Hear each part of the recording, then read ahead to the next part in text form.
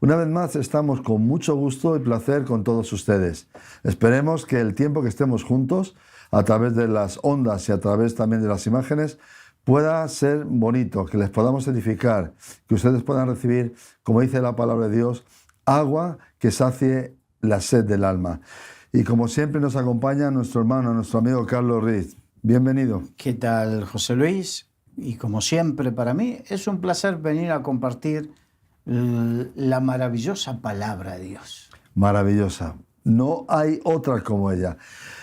Vamos a entrar hoy en la segunda parte de las bienaventuranzas, del gran sermón del monte, como también se denomina.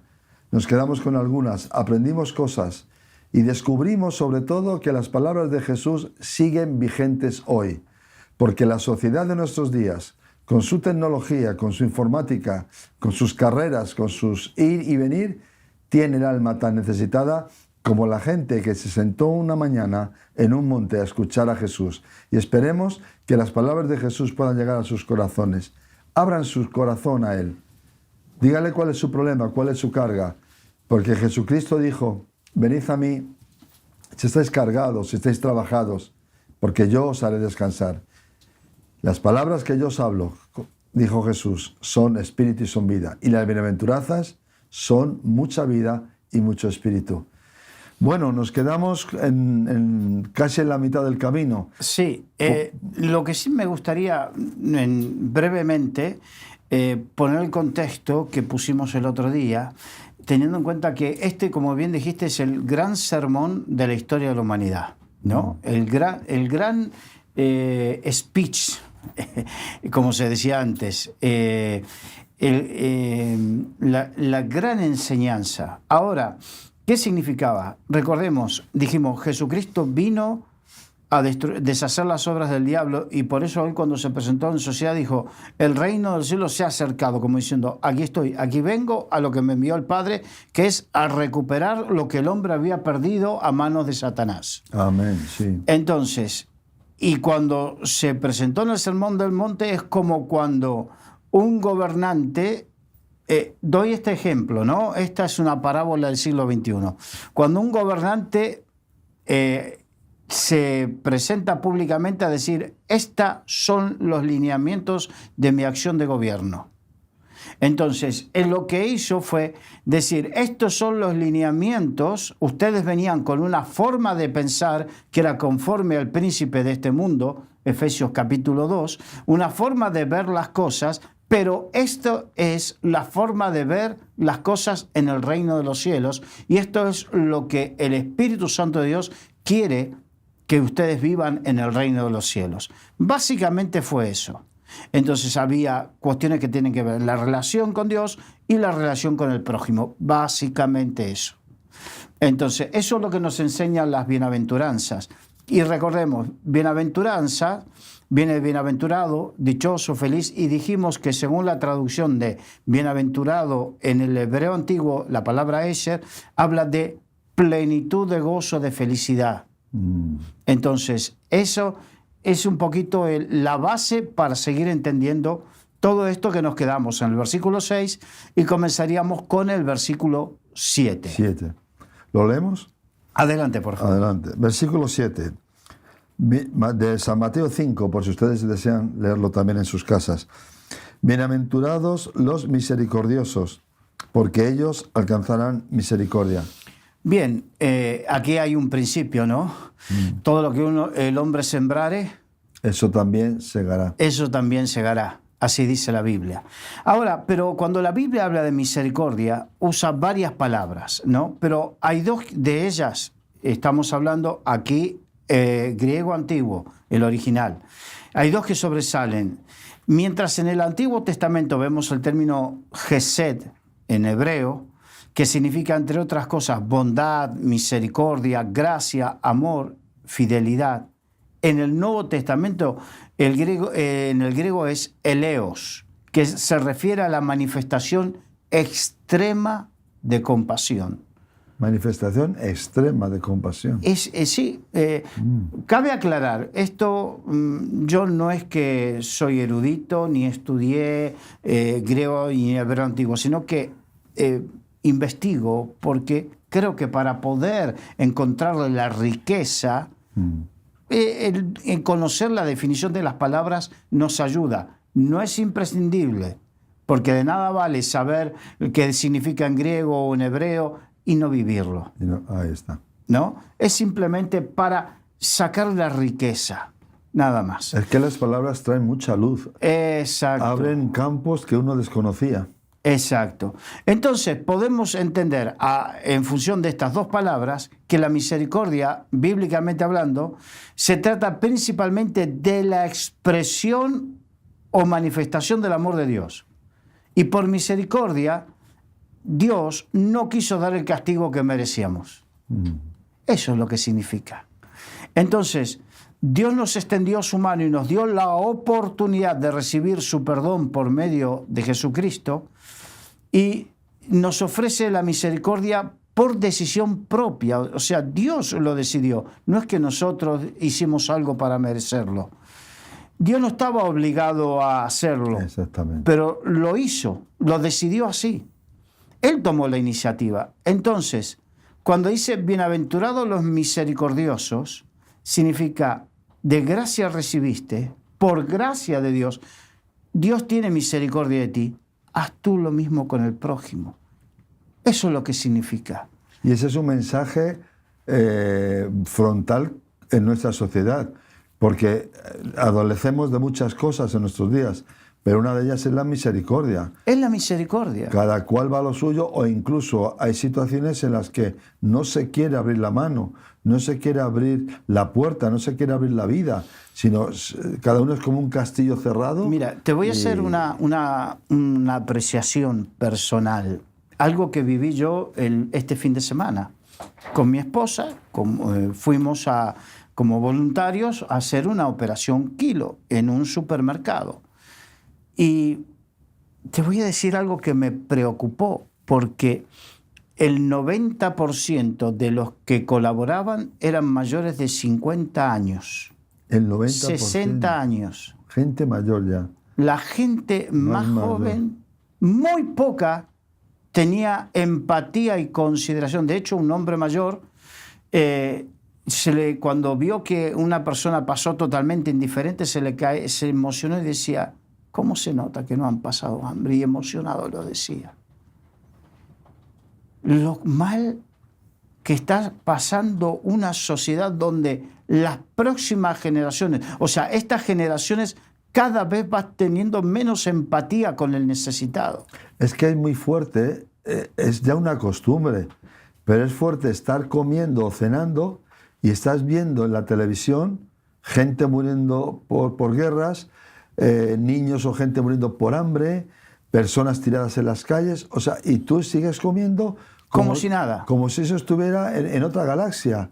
Exacto. Y tú estás en tu entorno de confort, de comodidad, que nadie te toque y no sabes que la vida es como una rueda. A veces puede estar arriba, pero también la rueda, sí.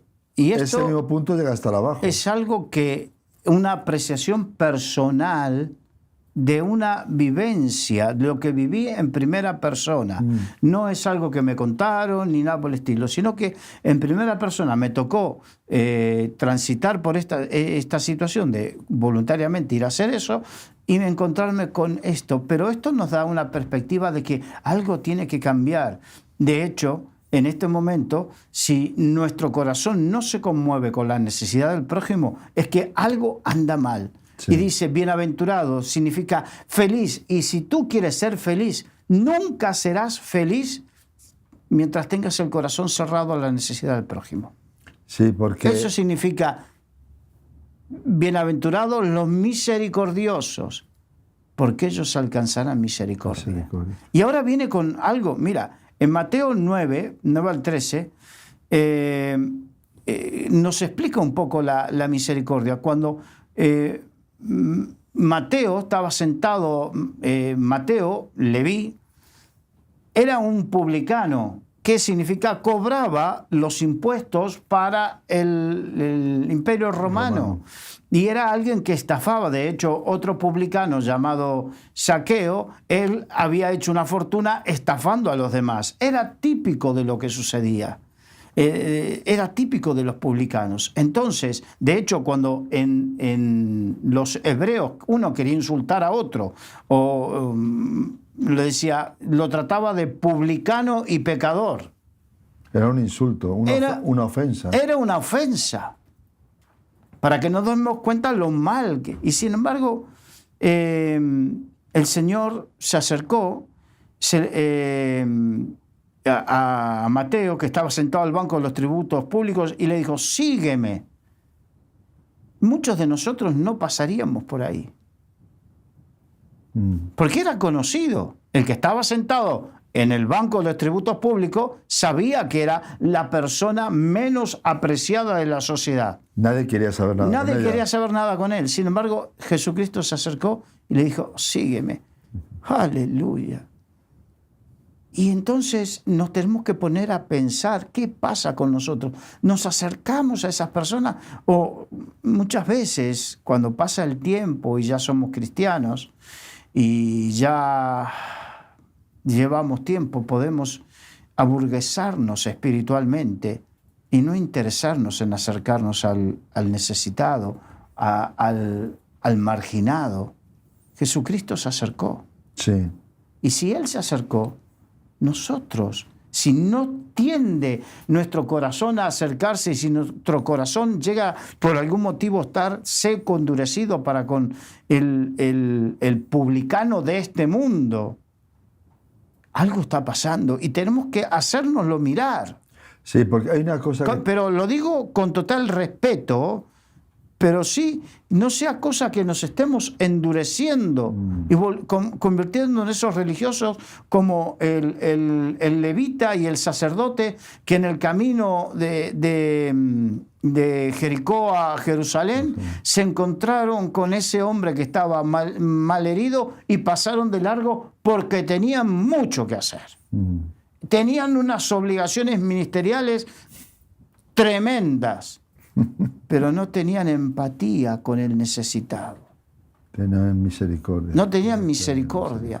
Entonces, esto nos tiene que llamar la atención a todos y cada uno de nosotros y que esto tiene que ser como un escáner de nuestra alma, de nuestra vida espiritual. Somos tan espirituales que no tenemos tiempo ni tenemos empatía con el necesitado. Somos tan espirituales que somos como esos hombres que pasan de largo ante la necesidad del prójimo. Somos tan espirituales, estamos tan ocupados en la obra del Señor que no tenemos tiempo para eso. Entonces, el Espíritu Santo tiene que usar esta palabra para devolvernos a la realidad y mostrarnos la realidad de nuestro corazón. No del tuyo, o sea, del mío. Del mío, cada uno de nuestro propio. Porque el corazón del necesitado, el corazón del que quizás duerme en una caja de cartón, es el mismo corazón que puede ser un director de banco o un gran empresario. Dentro del corazón del hombre está la misma miseria y la misma necesidad si estás rodeado de comodidades como si simplemente tienes un colchón para dormir. Claro. Y la misericordia tiene que ser para todo hombre. No podemos hacer acepción de personas. O tampoco yo aprendo aquí algo que tú has mencionado, de que examinarme a mí mismo para que no mirar como si estuviera en un estatus más alto. No, baja donde estás. Porque todo lo que recibimos es por gracia, por la misericordia de Dios. Exacto. De tal manera... Estábamos hablando en Mateo 9, versículo 13, hace una mención a un profeta y dice, y Jesucristo dice, id pues y aprended lo que significa misericordia quiero y no sacrificio. O sea, estamos dispuestos a hacer sacrificios por amor a Dios y que esto y lo otro. Y el Señor dice, sí, todo muy bonito, pero aprende esto, misericordia quiero antes que ese sacrificio. Tanto que se predica ahora eso de sacrifica para el Señor, ¿no? Hablando de la ofrenda y todo eso. Y el Señor te dice, aprende lo que significa misericordia quiero, más que cualquier tipo de sacrificio. Exactamente. Y fíjate, Mateo 12. Vuelve a repetir el concepto, versículo 7, y si supieseis qué significa misericordia quiero y no sacrificio, no condenaríais a los inocentes. Es fuerte. Esta aseveración de Jesús es fuerte. Fuerte. Muy fuerte. Porque estamos en un mundo que enseguida señala, condena, deja al lado del camino y, bueno, si está ahí es que se lo merece. O si le pasa esto es porque vete a saber tú qué ha hecho, qué no ha hecho. Esas posturas religiosas que solemos tener. Porque son posturas de orgullo. Sí, de orgullo religioso, que podemos llegar a tener y que tenemos que tener mucho cuidado. Porque el reino de los cielos es todo lo contrario. Es que la Biblia nos dice que debemos ayudar al pecador, ¿no? Porque dice, considerándote a ti mismo, no sea cosa que tú estés necesitado. O sea que tenemos que considerar que hoy, si nos mantenemos firmes por gracia, pero por eso cuidemos que no caigas, y que debemos tratar con nuestro prójimo como nos gustaría que nos traten a nosotros si la situación fuese a la inversa. Si yo no fuese el que estuviese bien y bendecido, sino que fuese el que estuviese en esa situación mala. Nos lleva a mirar de ahí. Y eso, tanto que nos gusta ser felices, eso es lo que nos lleva a ser felices verdaderamente. Es que Jesús lo dijo, la felicidad, la alegría, la vida del hombre no consiste en los bienes que posee. Exacto. Mira, investigando, leyendo, encontré que algunos se preguntan, y yo que estoy estudiando en este tiempo los salmos de una manera un poco más concienzuda, entonces uno ve la vida de David y uno se pregunta, ¿por qué Dios demostró tanta misericordia con David? ¿Qué pasó? ¿Por qué? A otros no les soporta tanto y a David sí le soporta tanto. A pesar de que David hizo pecados tremendos, terribles, muy ¿no? Fuertes. Muy fuertes. Y hay uno que escribió que una de las razones por las cuales dicha misericordia es porque David fue notablemente misericordioso y respetuoso con el rey Saúl. Totalmente. Totalmente. Porque le tuvo en su mano y no le tocó. Él fue misericordioso con David, con Saúl, y Dios fue misericordioso con él, cuando él también merecía el destino de Saúl. Es para reflexionar. Sí. Cuanto menos para reflexionar acerca de lo que significa lo bienaventurado, lo feliz que es uno siendo misericordioso. Es un camino muy bonito, muy amplio, y nos acerca al reino de los cielos. Es que muchas veces somos, y con esto no quiero decir que con el pecado hay que transigir, no.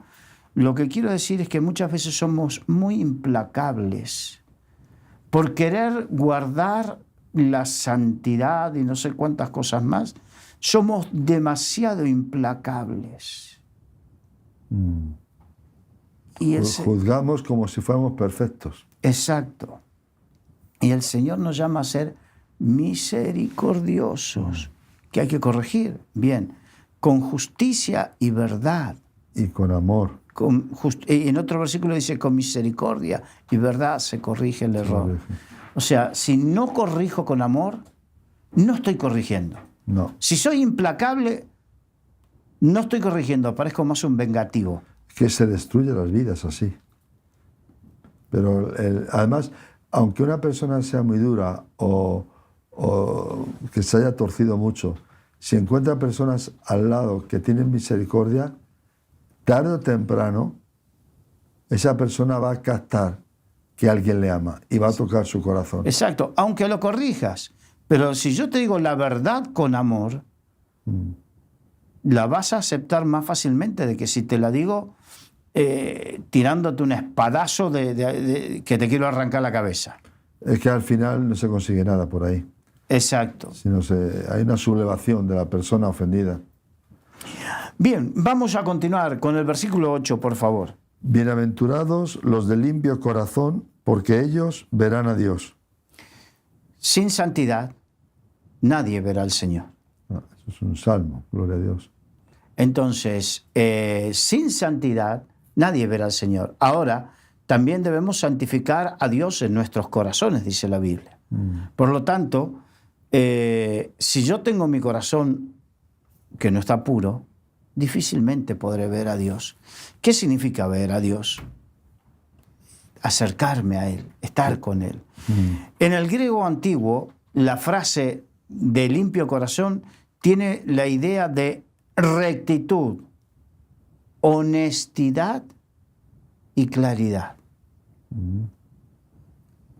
O sea que debo buscar vivir rectamente, honestamente y con claridad, sin oscuridad, sin ambigüedad, mi vida con el Señor. Entonces, puede haber dos ideas conectadas con esto. Uno es de la pureza moral y de la pureza ceremonial. La pureza moral en la que vivo día a día, la pureza ceremonial, recordemos que los sacerdotes, antes de ofrecer sacrificios por el pueblo, ofrecían sacrificios por ellos. Por ellos mismos. Era esa la pureza ceremonial. Ahora, la otra idea es de un corazón singular, o sea, que no hay divisiones. Son aquellos que son absolutamente sinceros y no divididos en su devoción o compromisos con Dios. O sea, no es que sí, amo a Dios, pero también otras cosas. Y con un pie en un lado, con un pie en el otro. Exacto. Debemos recordar que Santiago, en el libro de Santiago, dice que los de doble ánimo, por un lado tengo mi ánimo en amar a Dios, pero por otro lado tengo mi ánimo en amar este mundo o cosas de este mundo.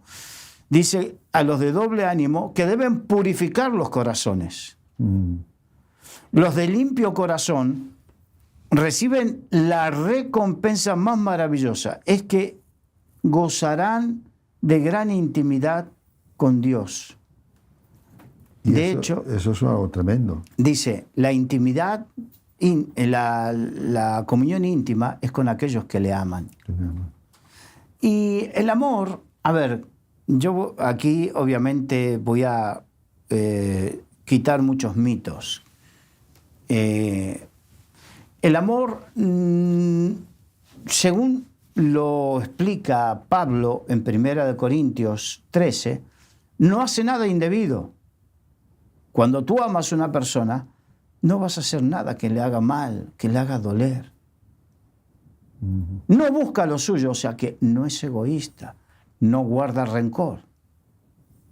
Por hablar de algunas características. Sí. Entonces, si yo amo a Dios verdaderamente, no puedo. Por eso el apóstol Juan lo dice tan claramente. El que ama a Dios no puede amar al mundo. Porque si ama al mundo, el amor del Padre no está en él. No está en él.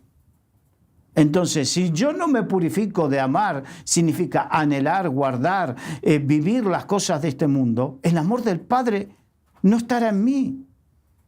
Porque son dos reinos distintos. Exacto. No puedo amar dos cosas totalmente distintas, opuestas, antagónicas. Es una hipocresía aquel que dice, bueno, yo amo a mi esposa, pero también tengo un corazón muy grande y amo a otra mujer. Mentira, eso es diabólico. Sí. Eso es diabólico. Sí. Pero resulta que muchos cristianos aceptamos que eso no es realidad en el corazón de un hombre, pero sí aceptamos que uno puede amar a Dios, pero amar cosas de este mundo.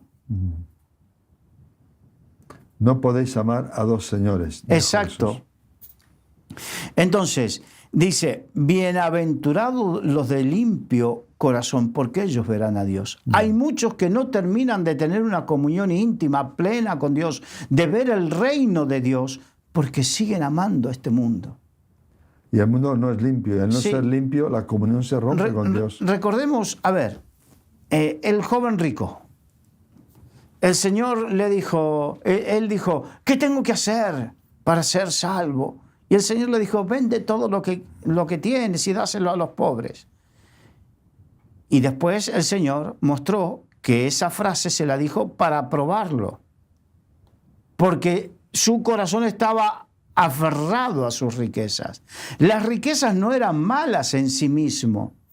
Lo malo era que su corazón estaba aferrado a esas riquezas. Era su primer y único amor. Exacto. Entonces, esa situación lo que provocó fue que se encontró, este joven se encontró desnudo ante esa realidad en el corazón. Y nosotros debemos encontrarnos desnudos ante esa realidad de nuestros corazones. Amamos a Dios de verdad de tal manera que estemos dispuestos a sacrificar todo aquello que no estés dispuesto a sacrificar, como Abraham. Abraham lo que más deseaba, anhelaba en el mundo era un hijo. Y Dios lo probó. Se lo pidió en sacrificio. Claro, nosotros lo leemos en pocos minutos, pero imagínate, un hombre de la edad de Abraham que nunca había podido tener hijos y que cuando tiene un hijo que era Ismael, por lo que sucedió tuvo que echarlo de su casa. Y ahora cuando tuvo el hijo de la promesa, ya lo tenía, ya era un hombre mayor, no podía tener más hijos, ¿no? Ahí se completaba el ciclo de su vida con aquel hijo. Exacto. Y Dios se lo pide. Y este hombre estuvo dispuesto a entregarlo. Lo leemos en pocos minutos. Pero ¿sabes lo que es?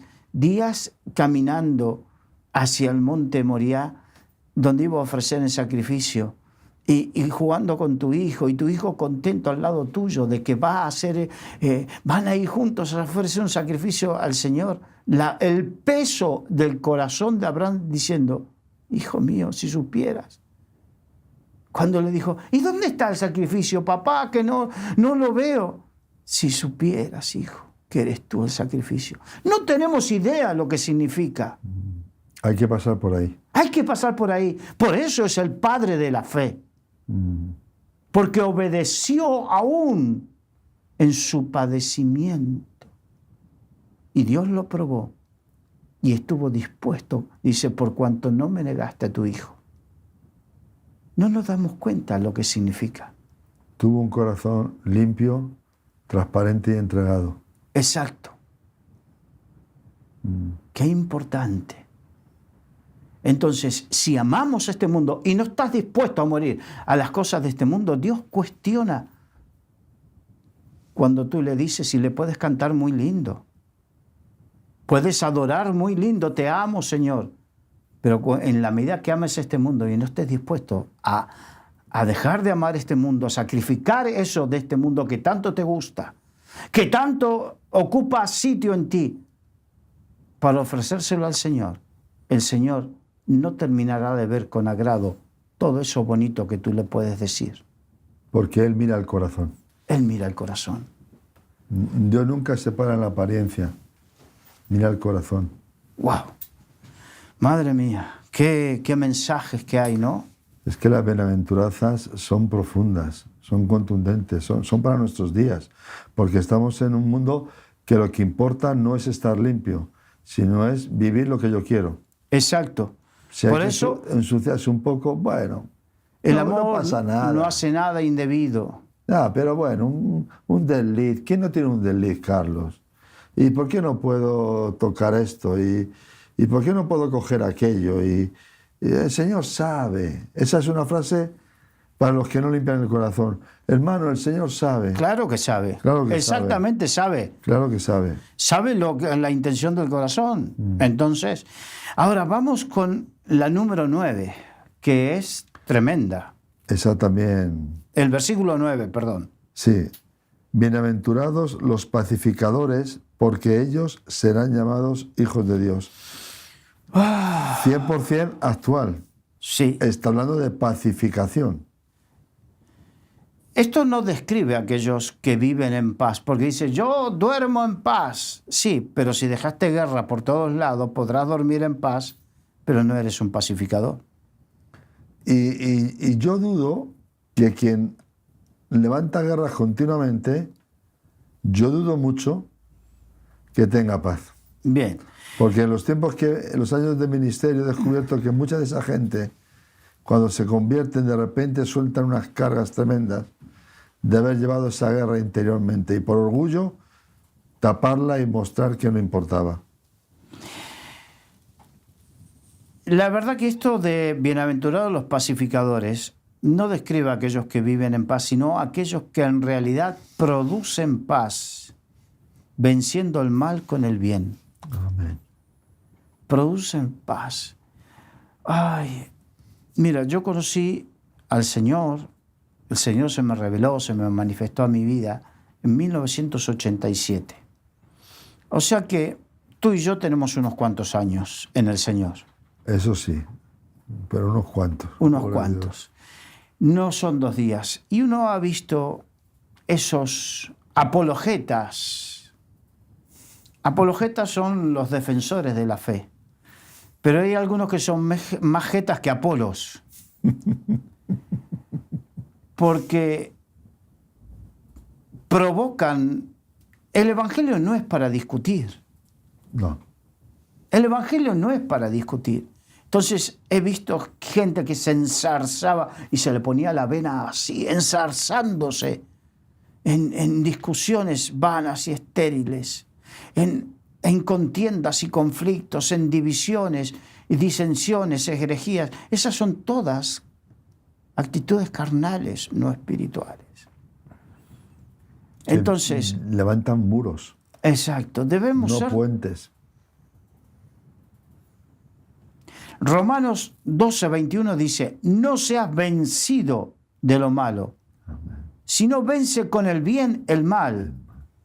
Una manera de que lograremos esto es a través de compartir el Evangelio, porque Dios nos ha confiado a nosotros el ministerio de la reconciliación. Fíjate, en vez de división, reconciliar. Esa es pacificar, reconciliar. No nos llamó a dividir, a fraccionar, nos llamó a reconciliar con Dios y los unos con los otros. Hay un texto de la Biblia que dice, somos embajadores de Cristo y os rogamos que os reconciliéis con Dios. Exacto.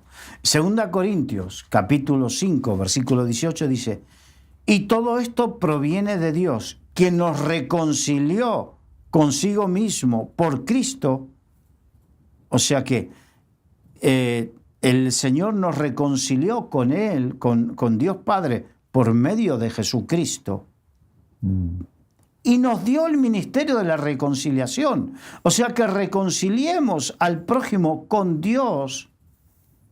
Entonces, el pacificador lo que busca es, la Biblia dice que tenemos paz con Dios por medio de Cristo Jesús. Entonces, predicando el Evangelio, lo que buscamos es reconciliar al prójimo con Dios. Pero a su vez, enseñando el Evangelio, lo que hacemos es reconciliarnos los unos con los otros. Amén. De hecho, un ejemplo, la profecía dice que el Señor volverá el corazón de los hijos hacia los padres y el de los padres hacia los hijos. Eso es reconciliar. Y el Evangelio busca reconciliar. Es verdad que hay una parte que dice que Él vino a poner espada. Claro, significa que Él vino que aquel que no quiere reconciliarse, bien, Él provoca la división. Pero no es que nosotros la provocamos. Dice la Biblia, en cuanto dependa de vosotros, Estad en paz con todos. estad en paz con todos. Ahora, estamos hablando de bienaventurados, felices. Yo no sé cómo pueden ser felices aquellas personas que viven en crispación permanente y en guerra permanente los unos con los otros. Es que no lo son, Carlos, es que no lo son. Quieren aparentar, quieren figurar, quieren tapar, no lo son. Dios nos hizo para la comunión, para la armonía, para la hermandad, para el compartir. Dios nos dio dádivas buenas. Y lo que es guerra, y lo que es distanciamiento y acusaciones y rencores, eso no viene de Dios y eso no trae felicidad. Bien, pero fíjate lo importante de todo esto. Fíjate, dice, porque ellos, los pacificadores, serán llamados hijos de Dios. Wow. De tal manera que aquí excluye los que nos buscan pacificar. Hijos de Dios son los pacificadores, los que buscan la paz. Busca la paz y síguela. Y síguela. Qué interesante.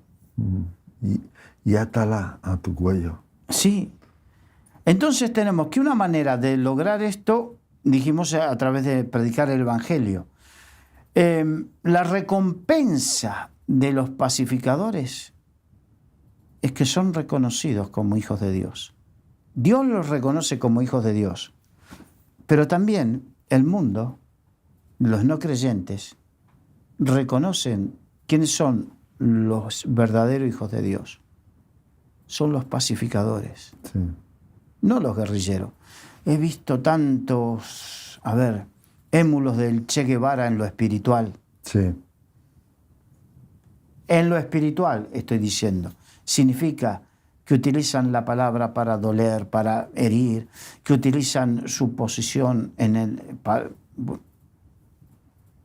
Es un abuso de poder, abuso de autoridad, que además, al portarse así, no la tienen. Exacto. Y en las congregaciones, hermanos, que causan divisiones, que causan contiendas, Sí. que causan tantas cosas.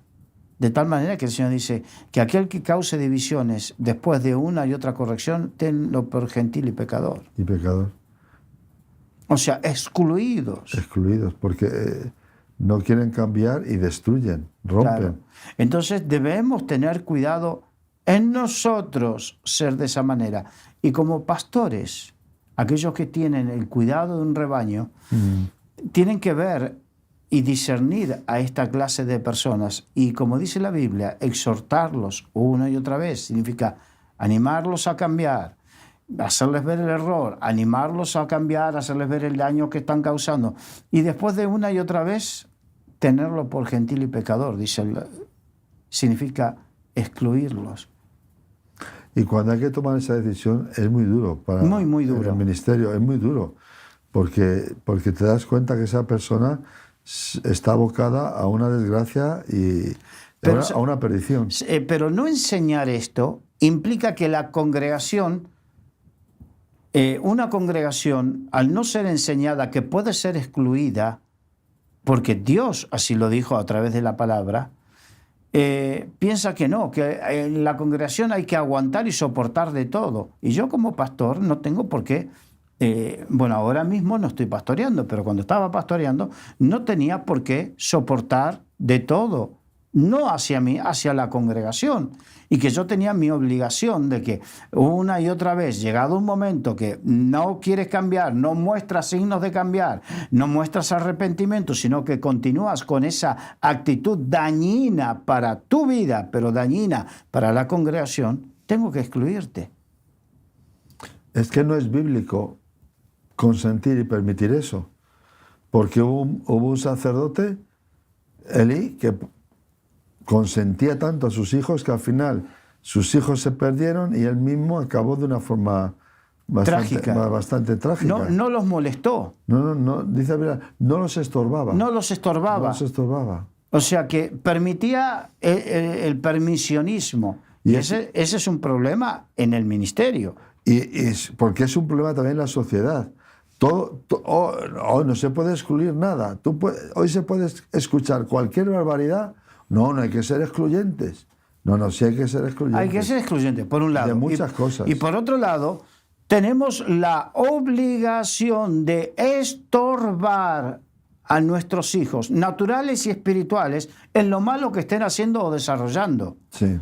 Estorbar significa no allanarles el camino, sino hacerle notar, eso no está bien. No estamos hablando de crear un conflicto, de generar, no, pero estamos hablando de que con misericordia y verdad se corrige. Se corrige. Con misericordia y verdad se corrige.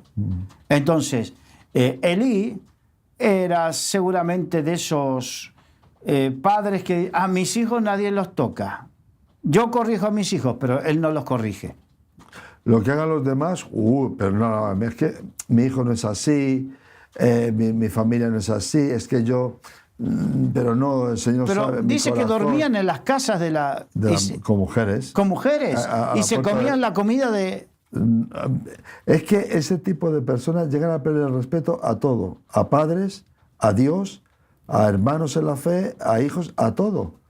Al final pierden el respeto a todo. Porque el diablo cuando actúa, actúa así, con orgullo, con soberbia, sin respeto. A destruir. A destruir. Bien. Los pacificadores son felices, los que buscan la paz. Ahora, la última, porque las dos últimas bienaventuranzas, versículos 10 y 11, van unidos, que tienen que ver con momentos que a nadie le gusta, pero que es parte de la vida cristiana. La vida cristiana. El versículo 10, por favor. Bienaventurados los que padecen persecución por causa de la justicia, porque de ellos es el reino de los cielos. La iglesia primitiva fue perseguida. A través de la historia, en muchos sitios hubo persecuciones. Porque no los vivamos nosotros hoy en Occidente, de momento, en el siglo XX, no vivamos persecuciones físicas, aunque sí podemos vivir persecuciones ideológicas, diferenciaciones, porque los estados, por dar un ejemplo, para abrir una iglesia en ciertas zonas, aquí en España, tienes que tener los mismos o más impedimentos que para abrir una discoteca. Cuando nuestras reuniones y nuestras celebraciones no tienen por qué regirse. Entonces, podemos sentirnos perseguidos, pero verdaderamente no tenemos tanto como en otros sitios. Hay un margen de libertad, gracias a Dios. Exacto. Pero dice, bienaventurados los que padecen persecución por causa de la justicia. Y aquí hay diferencia entre cuando somos perseguidos o se hablan mal. Dice, bienaventurado cuando se hable toda cosa de mal de vosotros mintiendo. Entiendo. Pero cuando lo que te critican, lo que te dicen, no es mintiendo, sino que es verdad, si dicen que eres un estafador y mienten, eres bienaventurado. Pero si estafas y no mienten, no busques excusas. No, hay que reconocer, pararse y reconocer. Exacto. Arrepentirse. Cuando mienten, eres bienaventurado. Pero no me voy a escudar en esta palabra para si estoy haciendo lo malo y me persiguen. Ay, me están persiguiendo, soy bienaventurado. Porque eso es una hipocresía grande como una catedral. Sí. O como dos catedrales juntas. Exacto. Entonces, dejemos esto bien claro. Porque dice, bienaventurados los que padecen persecución por causa de la justicia. Si es por causa de alguna injusticia, no eres bienaventurado. Pero si es por causa de la justicia, eres bienaventurado porque de ellos es el reino de los cielos. Sí. Es parte de vivir en el reino de los cielos. Y esto tiene que ver también con todas esas predicaciones que se hacen o enseñanzas que hablan de victorias y no admiten que vamos a tener que sufrir persecuciones. Está escrito en la Biblia y si no tendremos que arrancar las páginas de esta Biblia. Y tendremos que pasar por momentos que tendremos aparentes derrotas. Sí. Parece que el malo vence, pero no es así. Mira lo que dice el apóstol Pedro. 1 Pedro, capítulo 4, versículos 15 al 19. Dice, así que ninguno de vosotros padezca como homicida, o ladrón, o malhechor, o por entremeterse en lo ajeno. O sea, por eso no padezcas.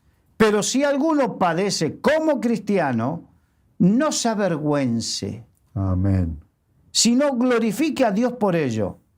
Porque es tiempo de que el juicio comience por la casa de Dios. Y si primero comienza por nosotros, ¿cuál es el fin de aquellos que no obedecen el Evangelio de Dios? Y si el justo con dificultad se salva, ¿en dónde aparecerá el impío y el pecador? De modo que los que padecen según la voluntad de Dios encomienden sus almas al fiel Creador y hagan el bien. Qué claro que es, ¿no? Cómo la Biblia, aquellos que quieren estudiar la Biblia se interpreta a sí mismo. Exactamente. Es clara y sencilla. Ahora, si queremos buscar rinconcitos, los que tú quieras, pero no. Lo que pasa que entonces los que verdaderamente estudian teología, estudian el pensamiento de Dios manifestado a través de la palabra. Entonces, pueden encontrar el mismo pensamiento desde Génesis a Apocalipsis. Pero cuando tú quieres encontrar un pretexto, vas a tomar un pequeño trozo de la Biblia para tener un pretexto para avalar tu postura. Y lo sacas de ahí. Y lo sacas del contexto general. Parece, no, la Biblia también dice esto. No, no dice eso. No. No dice, lo dices tú. Si lo interpretas Lo manipulas mal, tú. lo sacas de contexto, le puedes hacer decir lo que quieras. Lo que y más en los días que estamos. Exacto. O sea, y los que estamos en los medios, que nos ha tocado editar predicaciones, charlas, entrevistas, tú puedes coger aquello y lo manipulas, vamos, y le das la vuelta al tema. Sí, como aquel que leyó un texto y dice, háblame, Señor. Y puso el dedo y salió, Judas fue y se ahorcó. Y dice, esto, Señor. Y agarra y dice, háblame de nuevo. Y busca y dice, pone el dedo y dice, ve tú y haz lo mismo. Entonces, obviamente, esto es un chiste, pero ese chiste nos lleva verdaderamente lo que significa la descontextualización para buscar que la Biblia diga lo que nosotros queremos. Sí. Y la Biblia dice lo que Dios quiere que diga. Exacto. Y nosotros tenemos que sujetarnos a esa palabra. Ahora, Mateo 5:11, léelo por favor, 5:11 y 12. Bienaventurados sois cuando por mi causa os vituperen y os persigan y digan toda clase de mal contra vosotros, mintiendo. Gozaos y alegraos, porque vuestro galardón es grande en los cielos, porque así persiguieron a los profetas que fueron antes de vosotros. O sea que está hablando de que seremos felices en medio de la persecución. Esto puede ser un contrasentido. ¿Cómo voy a ser feliz cuando me estén persiguiendo? A mí,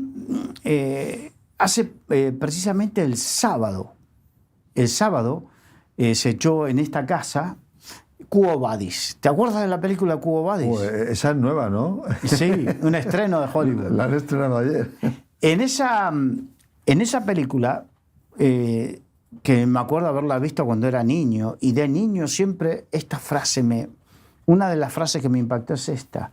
Cuando Nerón, en su locura, mandó quemar Roma y le echó la culpa a los cristianos, que esto es un hecho fidedigno, no es un hecho histórico, no es de la película, entonces mandó, como consecuencia de eso, le echó la culpa a los cristianos y mandó a los cristianos al circo romano, que se lo comían los leones, que los prendían fuego, que una serie de cosas.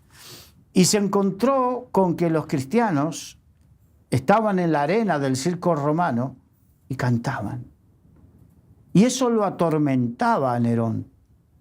Y decía, cantan. Él se lo decía a uno de los que estaba junto a él. Y eso lo atormentaba. Verdaderamente, eso significa ser bienaventurado. Cuando tenemos la fe suficiente para cantar alabanzas al Señor, aún en medio de la aflicción que nos toque vivir. Porque además Dios sostiene a sus hijos. Exacto, como Pablo y Silas, que en la celda de más adentro, en la peor celda, las celdas no son como ahora, que hay algunas celdas VIP que te da ganas de mudarte ahí. Estamos hablando cavadas en la cueva, oscuridad, humedad, lúgubre, llena de ratas, no había saneamiento, no había nada. Significa eso que el pipí y lo demás también se hacían ahí. Ahí mismo. Y convivían con todo eso. Y lo poco que comían también lo comían ahí. Y encarcelados, azotados, y con grilletes. Sin embargo, ellos cantaban alabanzas al Señor. Bienaventurados cuando a pesar de las injusticias podemos cantar alabanzas al Señor. Dios es tan grande y tan poderoso que aunque andemos en el valle de sombra y de muerte, no temeremos mal alguno. ¿Por qué? Porque tú estarás. Exacto. Dios siempre va a estar con los suyos, con los de limpio corazón, los que buscan las cosas de Dios. Entonces, esto es, las persecuciones o momentos difíciles que podamos vivir en el día a día. Seremos felices porque tendremos la fe de Dios y la fe en Dios para poder sobrellevarlas. Y veremos la mano de Dios guardándonos, protegiéndonos. Pero también habla del momento en que nos toque pasar algún tipo de persecución. La iglesia en los 3 primeros siglos tuvo 10 grandes persecuciones por parte del Imperio Romano y murieron más de 2 millones de personas en esas persecuciones. Sin embargo, la mayoría de los cristianos lo hicieron con gozo, sabiendo que entregaban su vida por y para el Señor. ¿Qué pasará con nosotros ahora? ¿Qué pasaría? Porque no es cuestión de hacerse valiente y sacar pecho como algunos, como Pedro dijo, si fuese, te entregaría mi vida. Y Jesucristo le dijo, Pedro, antes de que el gallo cante 2 veces, tú me negarás 3.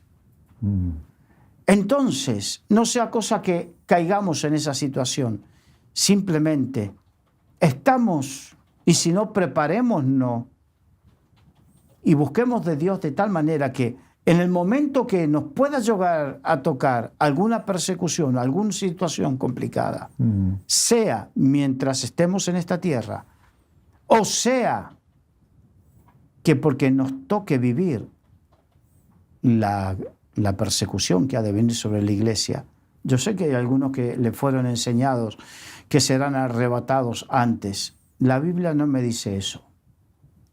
La Biblia me dice otra cosa. Sea que me toque vivir el momento de la irrupción del anticristo y la persecución, que tenga mi fe firme y fuerte de tal manera que sea un bienaventurado, porque seré feliz a pesar de. Sí. El Dios nuestro, dice, Dios es Dios nuestro eternamente y para siempre. Y para siempre. Y con mi Dios saltaré muros, dijo David. Aleluya. Qué grande es esto. Carlos, gracias por estar juntos aquí, por poder compartir las enseñanzas, por poder desvelar y descubrir cosas nuevas en Mateo 5, las bienaventuranzas. Gracias por estar aquí. Un placer. Amigos, gracias por este tiempo que han estado con nosotros. Esperemos que les hayamos podido bendecir, les hemos pasado con nuestro corazón todo aquello que vamos descubriendo, viviendo en la palabra de Dios, para que ustedes también puedan experimentar el gozo de Dios. Y recuerden, de vez en cuando, vayan a Mateo 5 y dejen que su corazón vuelva a escuchar, a leer las palabras de Jesús de las bienaventuranzas, porque es palabra de Dios para el día de hoy. Les esperamos en la próxima tertulia. Les habló José Luis San. Deseamos, Carlos y yo, que Dios les bendiga. Así que adelante en el nombre de Jesús. Apóyense en Dios y busquen el reino de Dios y su justicia, y todas las demás cosas serán añadidas. Bendiciones.